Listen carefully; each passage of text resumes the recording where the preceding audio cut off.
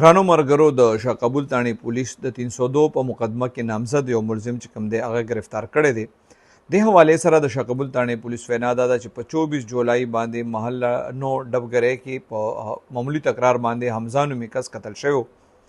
د قتل دعوه چې کوم ده د په گاونډي باندې شوی او بیا پولیس د دې ملزم خلاف د 302 اف ای آر درج کړی او د گرفتارۍ لپاره چاپې وهل شروع کړیو. بیګا د شاه قبول تاڼې پولیس یو کاروایی کړې ده، یو ځای کې چاپه وهلې ده او دا ملزم چې کوم دی د حمزه د قتل کې چې کوم ملوث و هغې نیولې دي.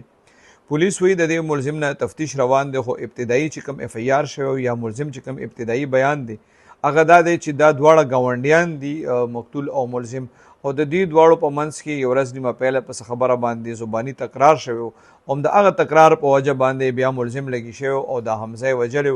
حمزه چې کوم دی دا په شوبه بازار کې د څه کاروبارو د سپیر پارټ او هلته به دی و دغه ټایم کې دی په کور کې موجود او د دې څنګه چې ما تاسو ته مخکې تکرار شوی. پولیس وایي د ملزم نه مزید تفتیش روان دی.